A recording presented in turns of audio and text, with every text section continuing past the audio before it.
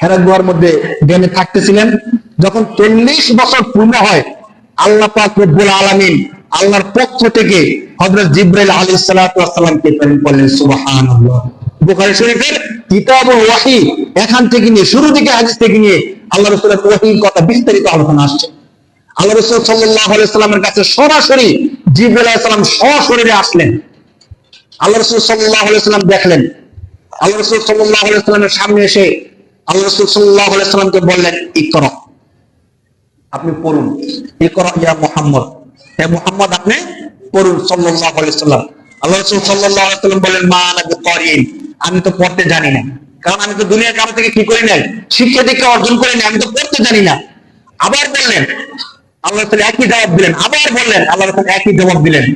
তখন তৃতীয়বারে হযরত জিবরাইল আলাইহিস সালাতু ওয়াস সালাম, বুখারী শরীফের হাদিসের মধ্যে আসছে, আল্লাহ রাসূল সাল্লাল্লাহু আলাইহি সাল্লামের বুক জিবরাইল আলাইহিস সালামের বুকের সাথে চাপ দিলেন। 3 বার চাপ দিলেন। চাপ দেওয়ার পরে ছেড়ে দিলেন। ছেড়ে দেওয়ার পরে বললেন, হে নবী এবার আপনি পড়েন, ইকরা বিসমি রাব্বিকাল্লাযী খালাক। আল্লাহ রাসূল সাল্লাল্লাহু আলাইহি সাল্লামকে বলার পরে আল্লাহ রাসূল সাল্লাল্লাহু আলাইহি সাল্লাম এবার পড়া শুরু করে দিলেন। বিস্তারিত হাদিস।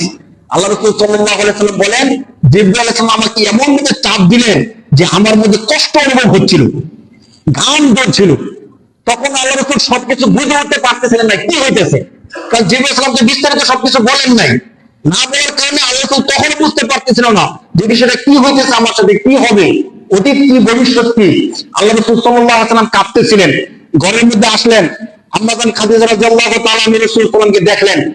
আল্লাহ রাসূল খাদিজা রাদিয়াল্লাহু তাআলা আনহাকে বললেন, আমাকে কম্বল দিয়ে ধরায় ধরো, আমি অসুস্থ হয়ে যাচ্ছি, আমার মনে হয় আমি ধ্বংস হয়ে যাব। আম্মা জান খাদিজা রাদিয়াল্লাহু তাআলা আনহা তখন সান্ত্বনা দিলেন যে না, কখনো না।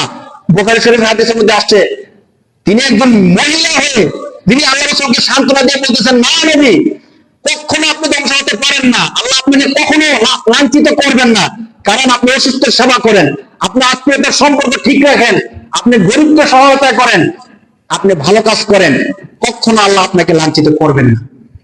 এভাবে আল্লাহ রাসূল সাল্লাল্লাহু আলাইহি ওয়াসাল্লামকে সান্ত্বনা দেন।